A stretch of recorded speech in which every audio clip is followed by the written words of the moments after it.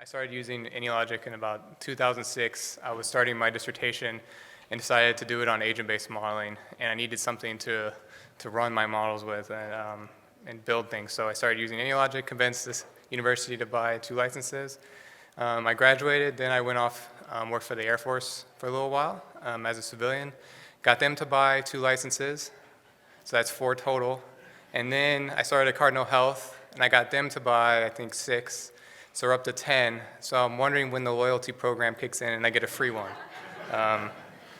So obviously I enjoy using AnyLogic. I think it's a great product. And so hopefully as I walk through the presentation today, you'll see how I'm using it in a real world application and how I'm able to use agent-based modeling. Often something that is thought of as mainly a research area where people are building models to understand about how a system might work from a theoretical perspective. I'll be presenting an agent-based model that is actually saving significant money at Cardinal and is being used on a day-to-day basis today. So a little bit about Cardinal Health. Cardinal Health is probably one of the biggest companies that is out there that you don't know about. We distribute pharmaceutical and medical supplies. We have lots of other parts of the business. We're primarily located in the US, but we also operate in 10 other countries, China being the biggest. We're Fortune 19 on the Fortune 500 list, $101 billion of revenue, and we touch a lot of hospitals. There's a good chance if you live in the US that you've run across one of our products, whether you know it or not. So we're pretty big, and we distribute a lot of stuff around the US. These are all, I must talk about slides when I'm talking about Cardinal stuff. We like to think that we're like the integration point of the healthcare system. So we like to try to revolve around several areas that we really focus in on. While our historical background has been logistics and distribution to hospitals and pharmacies, we're also getting into a lot of other different areas, home health care. We have a whole bunch of nuclear pharmacies that we manage, lab services, and lots of other sort of businesses that are ancillary that are basically supporting the behind-the-scenes health care system. So I'll kind of dive down into the pharmaceutical distribution where we started doing a lot of this work. Essentially, we operate and have several different products that we purchase. We have the brand pharmaceuticals, we have generics, we have the health and beauty aid or over-the-counter sort of products, and then we have some of our own private label. And so we manage a lot of basically anything that you would want, we have in our warehouses today, and we work efficiently with our suppliers. One thing to note is that we make next day deliveries, actually within 12 hours. From the time you order, 12 hours later, you'll have your product. So that is you see that theme kind of run through my presentation, that we have this very quick turnaround time that we have to get this product to the pharmacies and ultimately to the patients. So we have a lot of value-added services that we do in various other areas, but I kind of wanted to focus more on the distribution side of things. You can see that we touch retail pharmacies, we do a lot of mail service support, alternate forms of care, hospital, physician offices, surgical centers. We touch a lot of different areas. So some of the challenges in pharmaceutical distribution, I'll just call it RX here, product. One of the biggest things you'll see between other distribution centers and what Cardinal is doing, particularly in pharmaceutical, is that the product is really small. So most, you think about Amazon or some other place, a Walmart or a Toys R Us, you're going to see big boxes where all these things are small pills. And not only are they in small little boxes, but they're also very expensive. So you may, if you go to Sam's Club or some other sort of wholesaler, you will see, you'll buy like a big massive thing of toilet paper or something for like, $5, $10, whatever it might be, where I might have this little tiny box that might be worth $10,000 of a product in it. So there's a very different sort of way we view and this drives very different sort of decisions on how we operate. Obviously, there's limited shelf life on this product, so we have to keep track of dates, and so there's a lot of rotational activities that are happening. It's consumable, as I mentioned, very expensive, and oftentimes where other distribution areas are not necessarily life-critical, some of these can be very life-critical drugs that we need to get to a patient as soon as possible. If you're ever in the warehousing business and you're doing a lot of analysis, you will see and you have them come in and you look at what our volume is, they will say that all of our volume is very slow by comparison. We move very small volumes of things compared to other DCs, so that really drives very different how we measure and how we do our business. Other sort of things that are challenges that we have to always deal with is poor manufacturing reliability. So there's always these supply disruptions that are happening in the market through FDA, DEA having regulations. So again, our customers are essentially, because the product is so expensive, so they don't actually want to hold the inventory themselves. Oftentimes they are pushing the inventory to us, and so that's kind of the value we add. Instead of you having to have millions and millions of dollars in your pharmacy, you may have much less, and we hold on to that. And so they order very frequently. They may only order one tote of product a day, but they'll order it every day.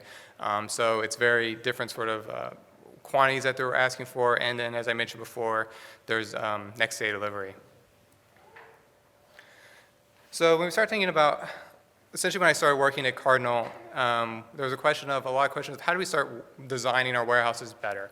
We have a bunch of them throughout the US and in China and other places, and how do we start to build the warehouses? So I'm going to try to transition over to how today do engineers and operations research analysts and these people like us solve these sort of problems. So, when they're considering how we design this warehouse, obviously probably one of the biggest things is how should we lay out the facility? We need to think about what's the unit of work. So is that a pallet? Is that a case? Is that a bottle? Is that a pill? We have to figure out all those sort of dynamics. And we talk a lot about how the product is going to flow in and out. Very importantly, how are the interactions between warehouses? Can they cross-support each other with inventory? You start getting into very detailed sort of questions. So about how do we pick the orders? If you ever go into a warehouse or if you learn and see videos, there's lots of different ways to pick orders. There's manual, there's robots, there's conveyor belts, there's all this sort of picking technology that is always being presented as the newest and greatest way of doing it. And it's very hard oftentimes to figure out, well, what is the best and how do we actually design this when we consider that the facility layout, the unit of work, the flow of the product, they're all interrelated. It's a very complicated sort of problem. Another big thing when we're talking about warehouse design is how many people do we need, how do we schedule them, customer order requirements, and then this one that I've highlighted in red here is congestion. This is something that in warehousing people talk about and they say, man, I have a lot of congestion in my warehouse. There's a lot of people in the space, but they don't really know. It's really hard to quantify what that congestion really is. So that's where I've been spending most of my time, is figuring out, okay, with all these design decisions we're trying to make, how do we actually quantify and understand what this congestion component is? Is it important, is it significant, or is it just small and it doesn't matter?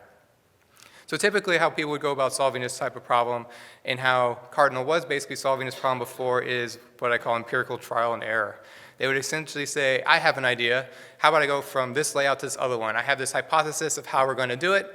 They're like, get the thumbs up from management that it's worth spending however much it is to move all the product around. They make the changes. It's very expensive, and honestly, it's very risky.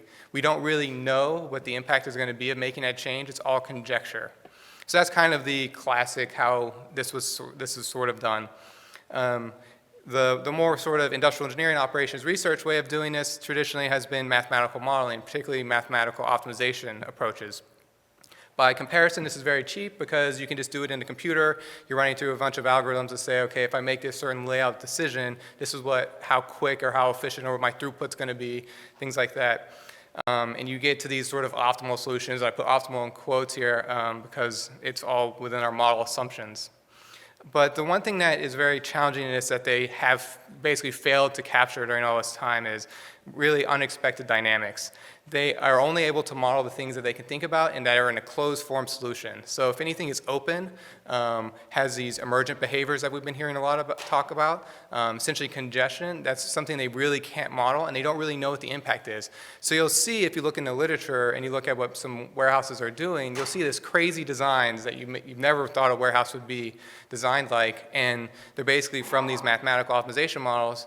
But if you look at it from on the floor perspective, you can see that, hey, there might be some big congestion choke points here that the actual day-to-day operator will say, no, this is bad, this is not good. When you start So then you have those people who are using mathematical optimization models.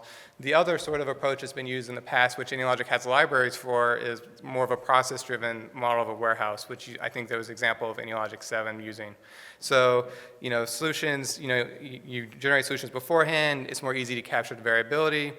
But traditionally, in those sort of discrete event, process-driven models, it's really hard to, not always a natural way to represent the facility, and it's hard to show the interactions between workers when they're in the same space. So in a lot of those process models, they don't actually interact with each other. They just exist in the space. They can run over each other. They can pass over each other, which is fine at some levels when you don't have a very full DC, but I've kind of been alluding to, Cardinal, we have a different problem.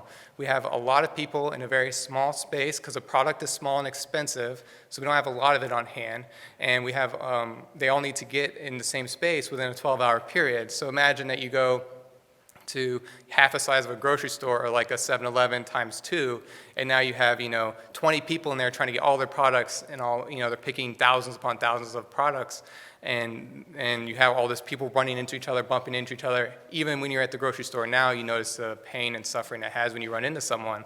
So when you start thinking about it from just a process perspective, process-driven simulation perspective, that's a downside particularly. So kind of what I've been proposing and what I'm going to be showing is that, and what I really believe is that agent-based modeling is kind of the next generation of facility design tools that really needs to be considered in these sort of constrained environments. So I'm going to talk about kind of the model that we built. Obviously, we use agent-based modeling, and the key here being is that we really care about the activities of the worker and how they're interacting with each other throughout the day. So we use AnyLogic, obviously. One thing that we did is we captured all the work time has been allocated. So we know exactly what they're doing from every step by step. We have lots of data out there about how exactly the work should be happening, how they pick, how they work. And then one of the things that we're able to get on top of this, because we're modeling them as individuals with spatial relationships with each other, we're able to actually get the congestion wait time and how much problem that's causing within the warehouse. So other things we get, we get cycle times, which is important in warehouses. We want to know how quickly we can turn product around. Distances traveled, which is also a very important part of any warehouse. You want to know how far people are walking or how much people are driving around. We can obviously capture, classic of agent modeling is you can have different, it doesn't have to be a homogeneous population. So we can have different worker speeds, different worker behaviors. We can have different learning curves on the workers and see how they interact together. And then there's many other things that we're able to capture by using this particular model. So what we kind of did was we basically, because we had a bunch of warehouses that we needed to do this for, so when we started building this particular approach, we made it so that it was easy to, we essentially would read in Excel files with various layout information and then automatically generate the layout, and then the work would just go ahead forward. So we didn't have to rebuild the model. Everything's being read in from the data itself. So it's very easy if they make a change or we want to propose something different, we just update the Excel file of how the layout should work, and we rerun the model and see what the impacts might be. And as I mentioned, we have lots of historical data.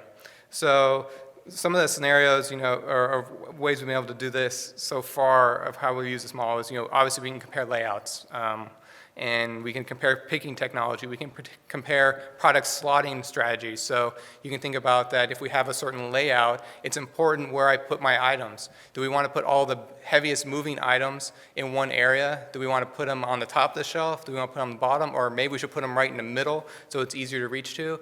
So when you have this sort of level of agent behavior and worker time it takes to reach high, reach low, and how much it takes to reach in the middle, you can start to get into some of those. How should we slot our products better? We can evaluate various methods that people propose of this is a better way of picking than this other one. And then we can look at really capability and staffing models about how much we really think we need to have. So essentially how we have the model set up is from the agent perspective, where we're answering through various form of state charts. Where do I need to go next? How do I get there? What's my best route? Is there anyone blocking my way? We essentially take that approach and then model it out in the warehouse itself. So this is just a screenshot of what the model looks like, or used to look like. We're obviously evolving it and moving it as we go along. Just to give you a quick overview, we could use this for on-the-floor support. So when people have a different workload, we know ahead of time, maybe a few hours ahead of time, how much workload we think we're going to have that day. It's highly variable from day to day how much people are going to order. So we could actually use this on the floor with the supervisors to say, okay, if I run through the model several times, how many people should I have? Do I need to change my staffing throughout the day to make sure I meet my certain departure times? So in this model here, there are essentially the rectangles are these batch carts where they're picking all the product onto.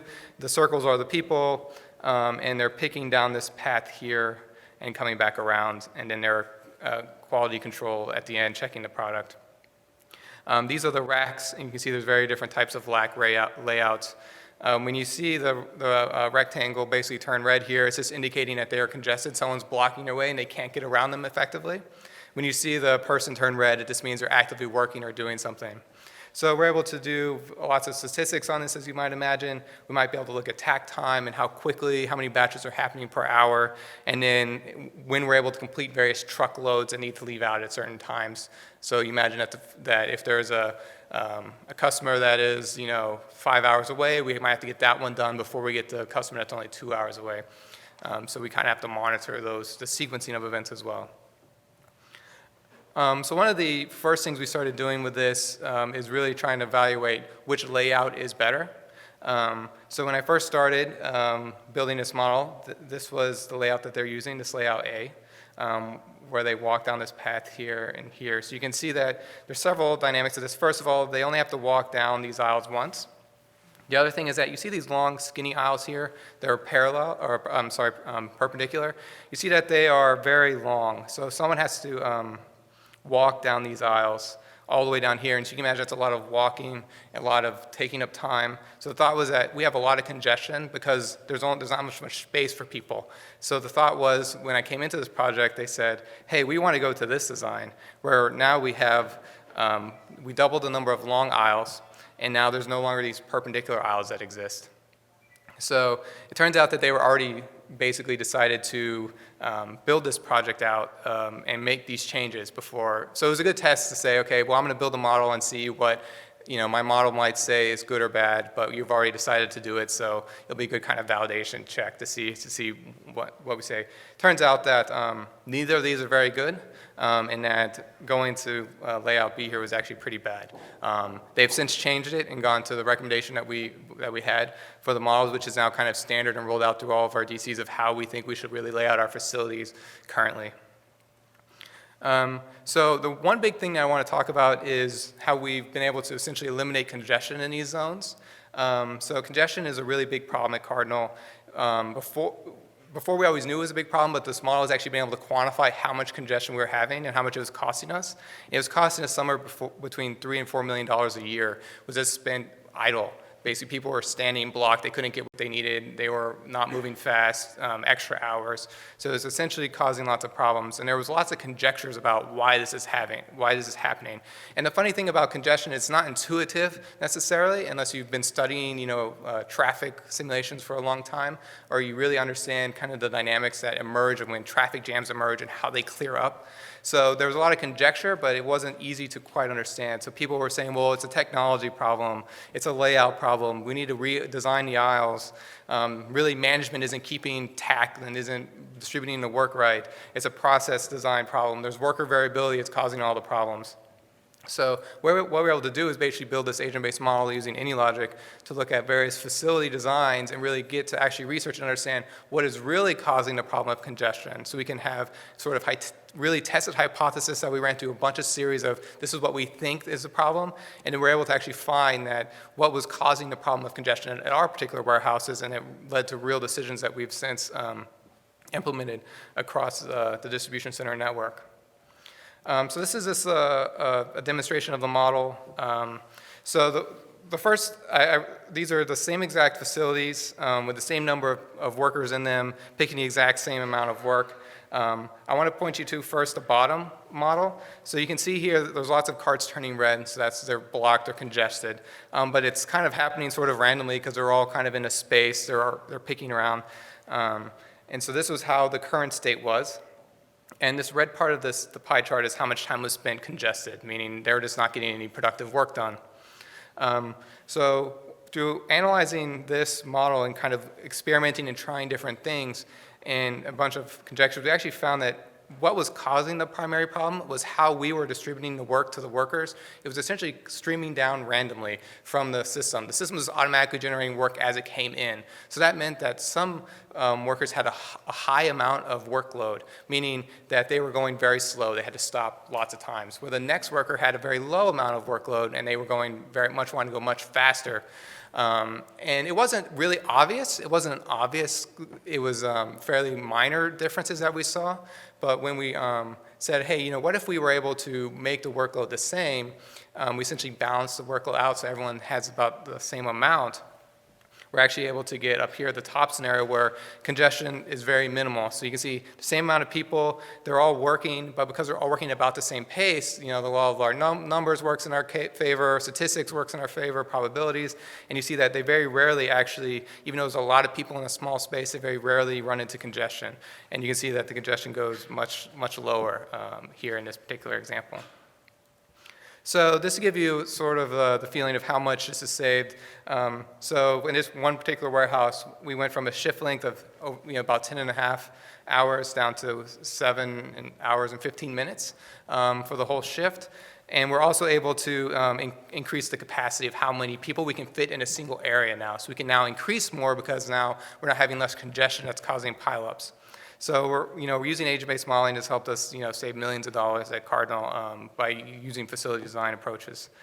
So the kind of next generation of where we're moving this towards is getting into the 3D capabilities, start looking at picking methods, slotting, congestion, and layout design.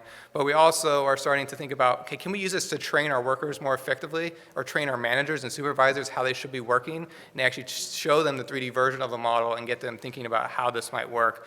Also, another area we're looking into is ergonomics and being able to see lots of reaching, bending, those sort of things, and obviously efficiency. So there's a few concluding remarks.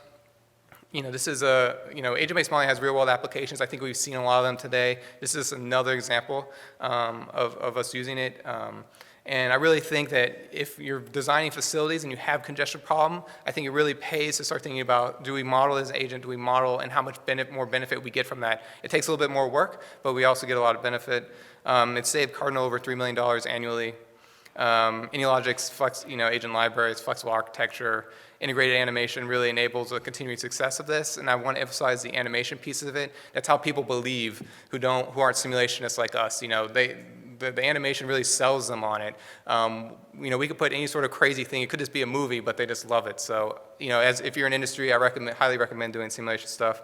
And then the last one is the price of light is less than the cost of darkness. So just saying that if you're out there and you're trying to build something or you need help and support, sometimes it pays to think about and to present to management saying, hey, look, it's going to cost a little bit to get us going. We need to spend time doing it, but it's going to save us lots more than if we just don't do anything at all. So thank you for your time, and I welcome any questions you have if we have time.